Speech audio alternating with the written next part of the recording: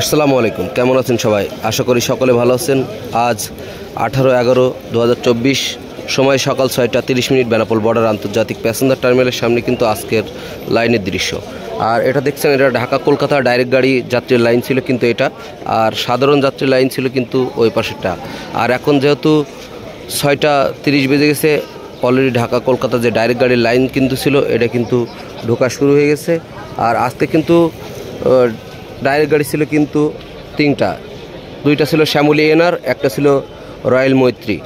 আর দেখতে পাচ্ছেন এটা অলরেডি লাইন ট্রেনে যাচ্ছে ঢাকা কলকাতা যে ডাইরেক্ট গাড়ির লাইন। আর আপনাদেরকে দেখাবো আজকে সাধারণ যাত্রীর লাইন কেমন ছিল, সাথেই থাকবেন। আর আজকে কিন্তু দেখতে পাচ্ছেন সাধারণ যাত্রীর লাইনটা কি পরিমাণ ছিল। আর ভিসা না দেওয়ার কারণে আসলে বেনাপোল বর্ডারে কিন্তু যাত্রী অনেক কমে গেছে। দেখতে পাচ্ছেন আজকে সাধারণ যাত্রী ছিল এইগুলোই। আর ঢাকা কলকাতা যে ডাইরেক্ট গাড়ি লাইন কিন্তু অলরেডি ট্রেনে গেছে। আর একটু পরে কিন্তু যে সাধারণ যাত্রীর লাইনটা আছে এটা কিন্তু টানা শুরু হয়ে যাবে। আর বেনাপোল বর্ডারের প্রতিদিনের আপডেট ভিডিও পেতে ইউটিউব চ্যানেলটি সাবস্ক্রাইব করে সাথে থাকবেন। ধন্যবাদ সকলকে, আল্লাহ হাফেজ।